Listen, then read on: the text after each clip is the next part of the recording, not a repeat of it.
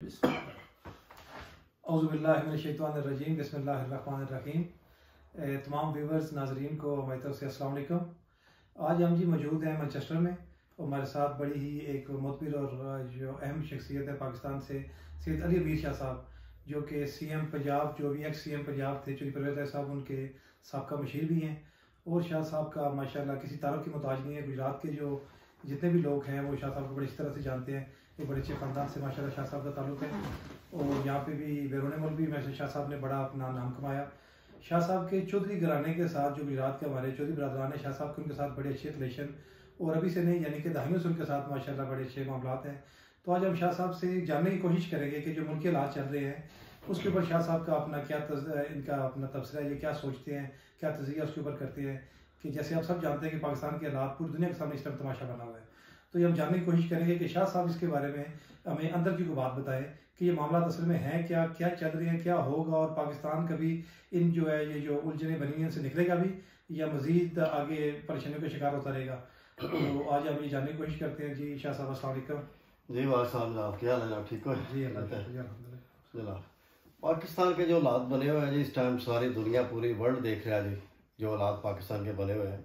मेरे ख्याल में तो जितनी पाकिस्तान में पॉलिटिकल पार्टियाँ हैं इनको ऐसा नहीं करना चाहिए। कोई भी जिसकी कोई पार्टी है, कोई छोटी है, कोई बड़ी है, नहीं करना चाहिए। जो मुल्क के हालात बहुत ख़राब हो गए हैं, मुल्क हमारा प्लस माइनस जा रहा है, तो लिहाजा मेरी सब जितनी भी पॉलिटिकल पार्टियाँ से रिक्वेस्ट है कि अपने अख्तलाफात भूल के वो सारी पार्टी इकट्ठे होके कोई इसका हल निकाले। बैठ के एंड पे हल बैठ के ही होता है, तो इसका कोई हल निकाले, कोई आराम से अपना मशवरा करके एक दूसरे से सारी पार्टी इकट्ठियाँ होकर एक मुदाखरत करके ये मुल्क को अच्छी तरह लेके जाएं और इलेक्शन का ऐलान करें, कोई इलेक्शन को डेट दें, कोई इलेक्शन का मुंह बनाए।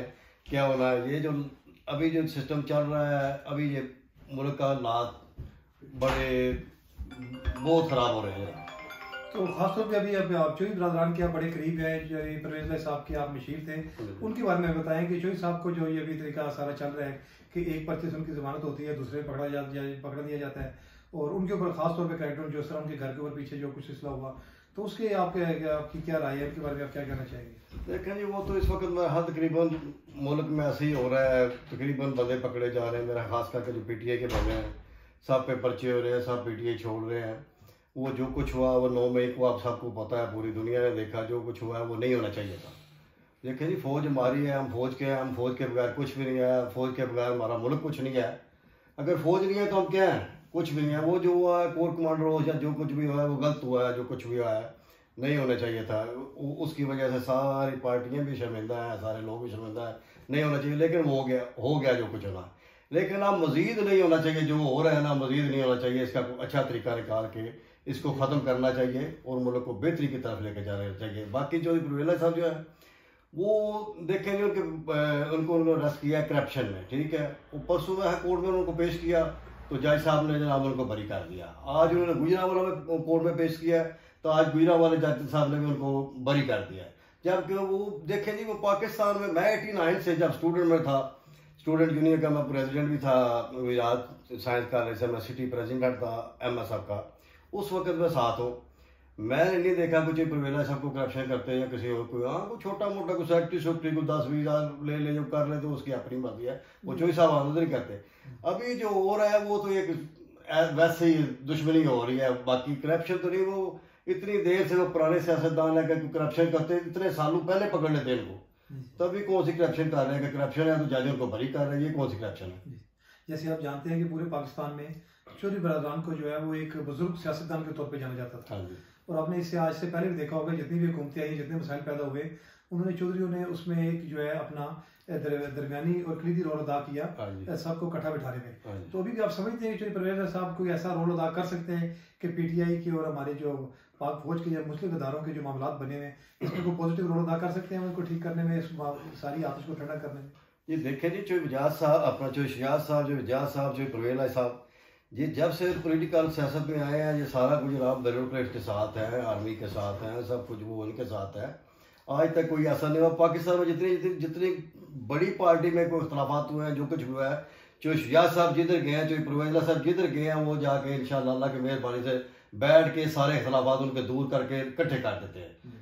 जो आज तक सियासत हुई है बहुत अच्छी हुई है। जो आजकल हो रहा है तो मैं तो ये समझता हूँ ये सियासत नहीं हो रही है, एक दूसरे से इंतकाम ले रहे हैं, एक दूसरे से जो बदला ले रहे हैं। लिहाजा ये सब पार्टियों को मेरी गुजारिश है कि सब कुछ छोड़ के भूल के मुल्क का सोचे।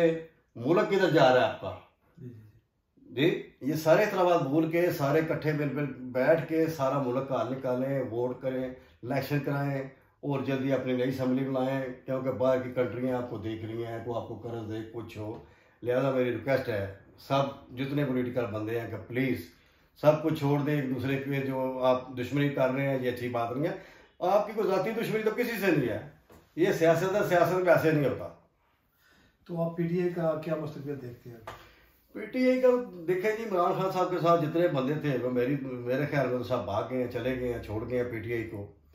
तो देखें जी, जो भी आर्मी के खिलाफ करेगा या ऐसे मेरा ख्याल उसका एंड तो यही है, कोई भी पार्टी हो।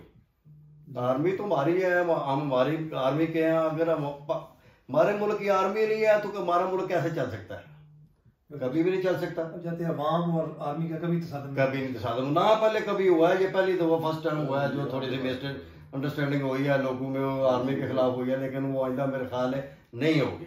तो आप ओवरसीज पाकिस्तानी को क्या पैगाम देना चाहते हैं जी? ओवरसीज पाकिस्तानी जनाब, मैं ये पैगाम देना चाहते हैं कि ओवरसीज भी अपने जितने भी भाई इधर हमारे हैं, जितने भी हमारी कम्युनिटी है इधर, ये भी अच्छा रोल करें। ये भी जो कुछ इधर कर रहे हैं, ये सारा कुछ कर रहे हैं, ये भी नहीं होना चाहिए। ये अच्छा एक रोल अदा करें जो मुल्क के लिए बेहतर है। ये एक अच्छा मैसेज दें, जितने भी पॉलिटिकल हैं अपने मुल्क के लिए अच्छा मैसेज दें कि आइंदा जो कुछ हो रहा है आइंदा ना हो। चलिए जी, आज हमारे साथ सैयद अली अमीर शाह साहब फ्रॉम कोलेवाल सईदा गुजरात, मशीर वज़ीर आला साहब का वज़ीर आला पंजाब।